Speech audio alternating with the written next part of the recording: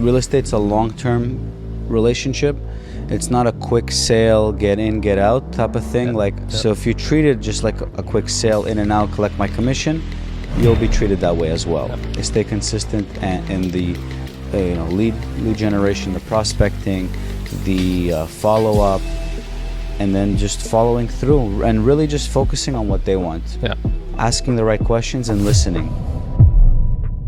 Welcome everybody to What Would It Cost Florida with your host Niels Decker and with our special guest Steven. Today we're going to be talking about condos, single family homes, Miami, greater Miami area. Steven's super well versed, speaks 8 languages. It's going to be a blast today.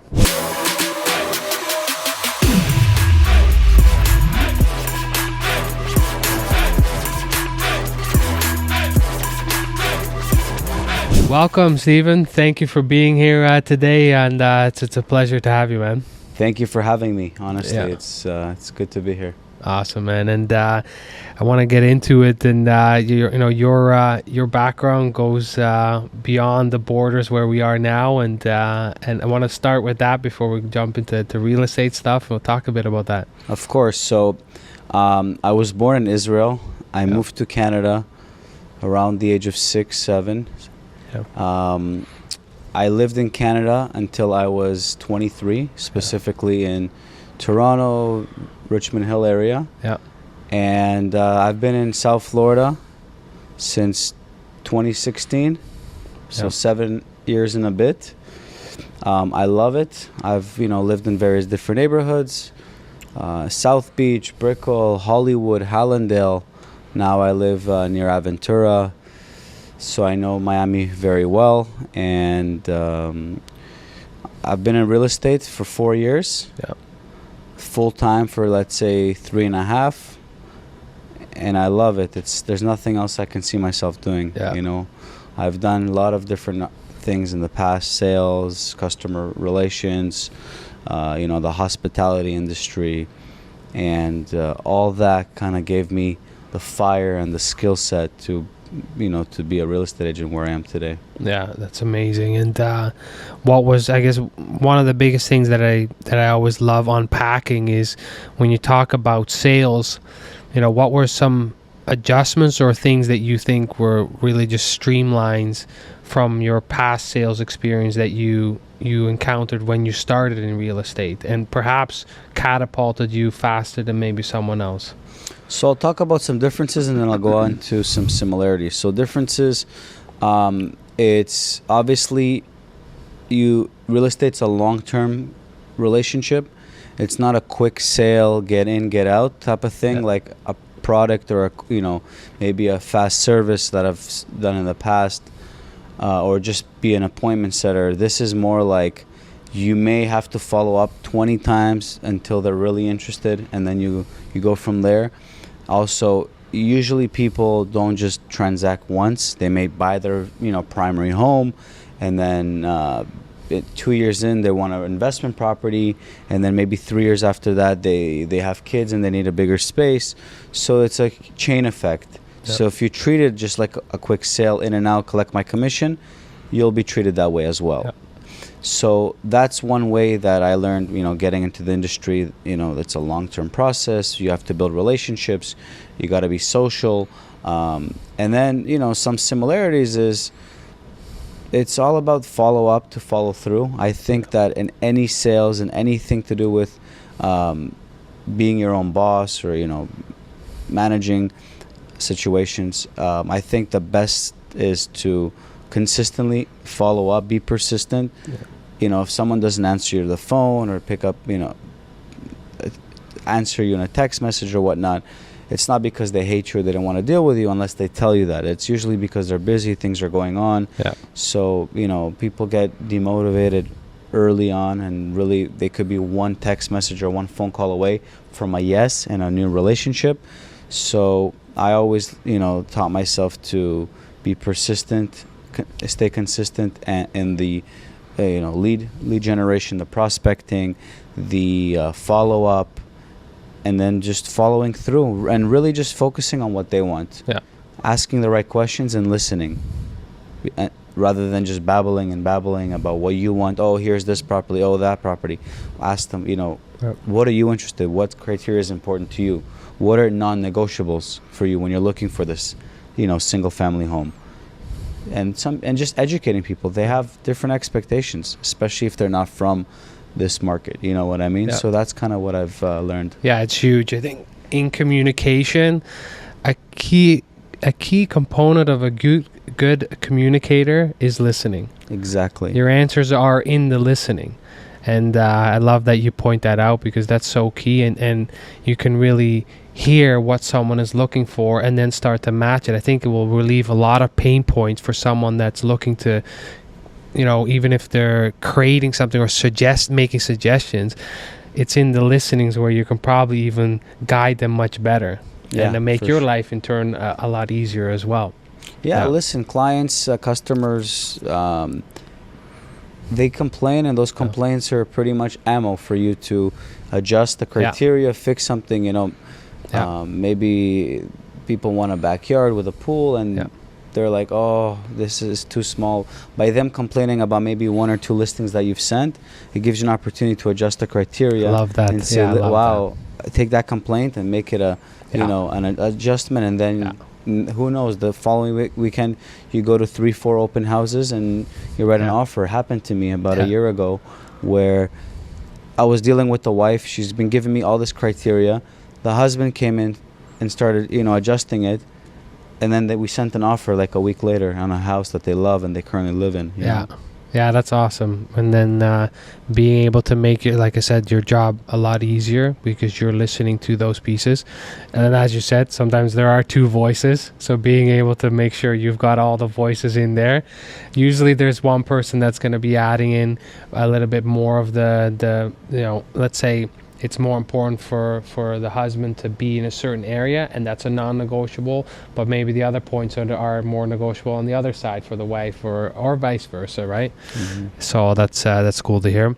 And the other piece that I wanted to talk about is, culturally, when you talk about your background from being from Israel, your Canadian culture, what's that been like in your experience here, and talk a bit about the culture here as the people that you're working with. Yeah, so when I moved from Canada, I obviously spoke English. I speak French, among other languages, so it was easy to adjust. It wasn't like I had to move to China and learn Mandarin and feel like, oh my God, all this culture shock. Yeah.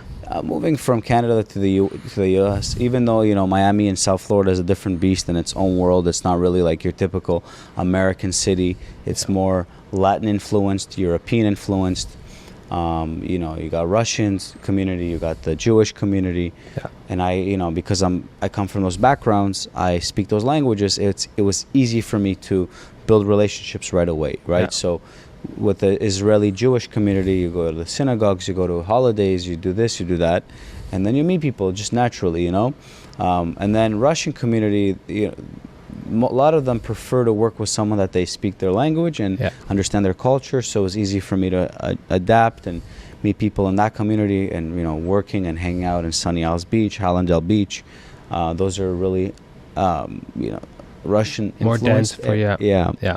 So that helped me, and speaking Spanish. I learned Spanish when I was 18. I had private tutoring, traveled all of South America, Central America. I've been to Spain. So that allowed me to really understand what they're looking for, what kind of people they are. They're very warm, and they're very hospitable, and they take care of their guests, and you kind of adjust to that, and you build rapport. Like I can pretty much tell you the national dish, national drink, national park, let's say this capital city, and places I've traveled to in those countries, which allowed me to quickly build rapport, build a relationship, and get people to be more comfortable with me. So my language skills, my travel history and experiences, living in various places in the world, coming from Toronto, which is such a multicultural city, and meeting people from all walks of life, really allowed me to build relationships fairly quickly. Even though when I've been here for over 7 years, but I've only been in real estate for 4, allowed me to build relationships and turn those other customers or clients I've had in my previous sales career into new leads or new follow-ups for real estate. And some of those communities, for people that don't know, where are some of those communities? And I always find that interesting because Toronto, for example, probably the most diverse city in the world. You have your little Portugal, little Brazil, little Korea. We even have a little Malta, Greek town, Really? you know, Chinatown. So it goes on and on. And for those that don't know, where are some of those communities when we're looking? So you mentioned a Russian community out in Hallandale, I think a more Jewish North Miami. Yeah, so the biggest Russian community here is in Sunny Isles Beach. Yeah. And I would say Hallandale Beach as a close second. When it comes to the Jewish community, they're pretty much spread out. The biggest concentration, and earliest concentration was Miami Beach. Yeah. And then you have a lot of folks in Bal Harbor, Bay Harbor Island, Surfside. Aventura is a very dense population of Jewish people. You have Sunny Isles as well. Hollywood, Florida is becoming, very Jewish as well. Yeah. And then you have small pockets in Broward, Cooper City, Davie. French Canadian, I think, is Hallandale as well. Yeah, French Canadian is Hallandale and Hollywood Beach. Yeah. You have various different kind of like Latin communities. Gold Mile, I think a lot of the French. For those that know Vaughan, there's a big community from Vaughan and Gold Mile as well. Yeah. Yes, there is. I've actually have some Canadians reach out through some lead generations looking into Gold Mile. Yeah. And then obviously Miami, you have your little Cuba. Yeah, you have various Cuban areas. You have Doral and Weston, which are very Venezuelan influenced. You have the north part of Miami Beach, which is highly influenced by Argentinians and Uruguayans. You have Deerfield, which is right beside Boca, a lot of Brazilians. And I think, what was it, Fiorito Steakhouse, excellent Argentinian place, really good asado and proper tomahawk steak. So, nice, I love it. Lots of communities to be able to explore as well. Yeah, so I think, there's obviously a lot of communities where there's a different kind of nationalities. Yeah. But those are the main, I would say, kind of like ethnic enclaves in South Florida. But obviously Toronto, New York, they have many more. Yeah. We don't really have like a Little Italy. There is an area of a lot of Dominicans in Allapattah. Yeah. So you can call it like a little Santo Domingo or something, Yeah, that's awesome. And I mean, the biggest thing, I think, for those who've experienced being in one country or another, the one thing that I do love in the American experience is that you start to unite all together. No matter if you have your background, you really are identifying you start to identify it as yourself as an American in the country versus more like they'll still appreciate their norms and values from their backgrounds, but they're really also bring forward that they're in America and they starting to feel like an American. Yeah, that's what I realized coming from Canada to here. Like when I was growing up in Toronto, people ask, "Oh, what's your background?" Then you say, I'm from Israel and I live in Toronto, or I'm Italian or I'm Portuguese, whatever. Here, people say they're American first, and then they say, "Oh, my grandfather is Sicilian, my grandmother's, Spanish, and I was born in New York." That's like literally how people are. So they're more proud to be American than I think Canadians are to be Canadian. It's almost the reverse. They'll bring the European first. Exactly. Yeah. It's a different ballgame. And speaking about different areas, and as you mentioned, you're well versed in different pockets that are Miami based and surrounding. Call it a greater area of Miami. I'll throw this out there. You can run with it. What would it cost? What would it cost for if you want to go towards condo or single family home and pick an area? So Miami's great. It's very diverse in terms of price. Yep. Obviously, we've been on a crazy trajectory since COVID, and we're one of the only cities in the country, maybe even the world at the moment, that's like on fire still. Yeah.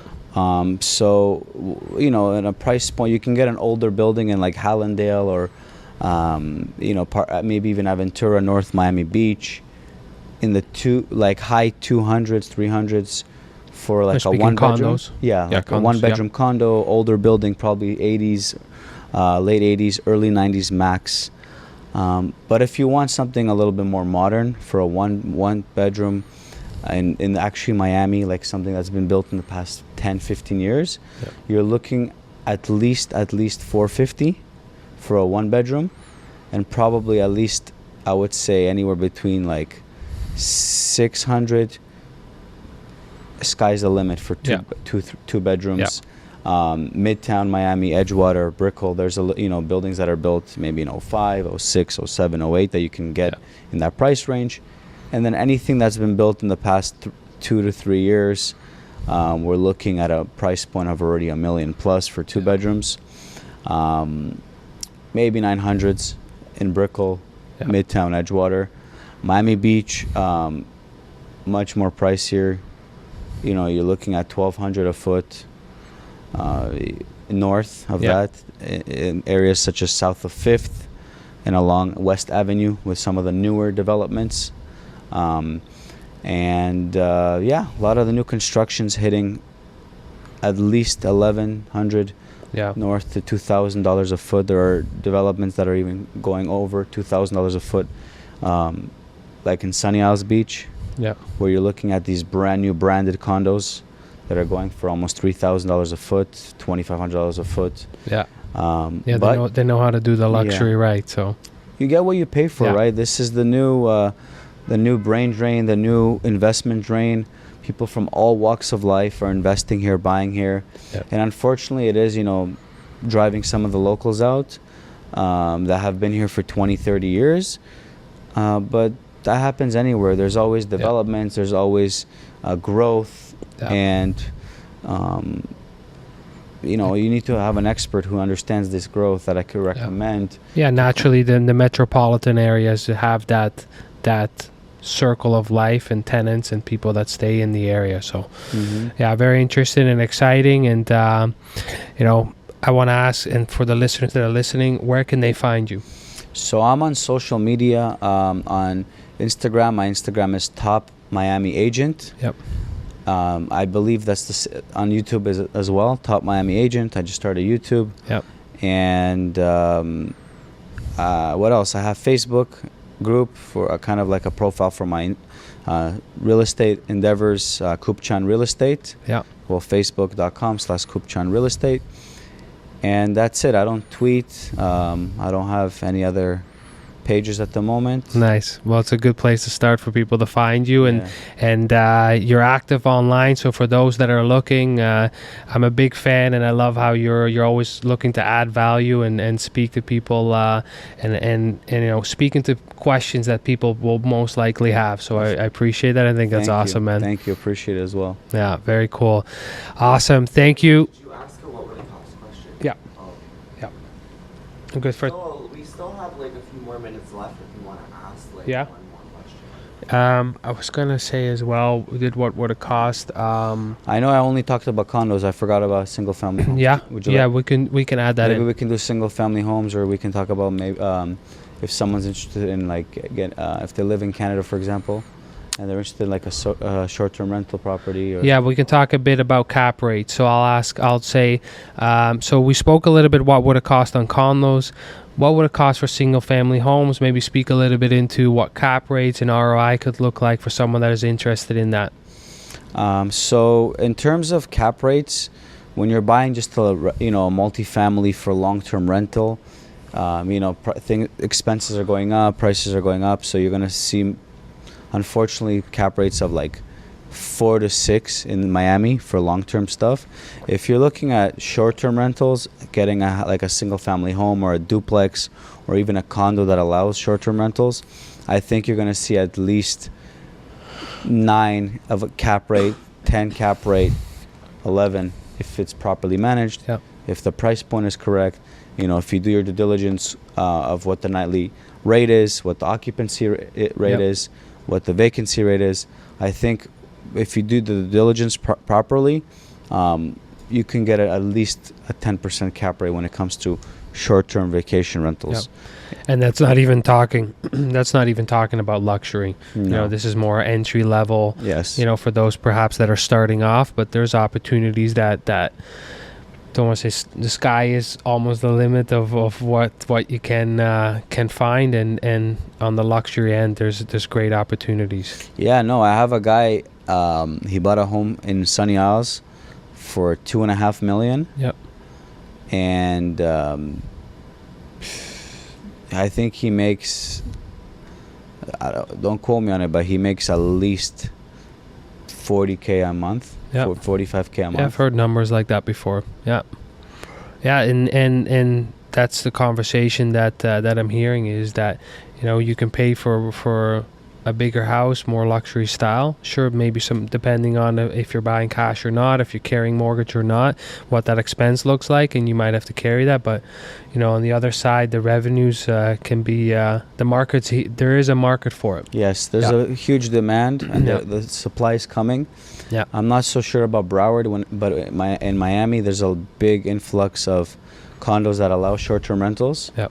Especially in the new Miami World Center area where Club 11 is. They just launched a new project there, West 11th, which is great for people who live in the north, like New Yorkers or Canadians, that want their condo to make money while they're away and then use it here and there. They usually all come furnished, so it's an awesome opportunity. But you know, it is pre-construction, so it requires someone to be liquid with the deposits. Up until, you know, the construction period. Awesome, man. Very good. Thanks for that insight. All right, listeners, thank you for joining today on What Would It Cost Florida. Until the next one.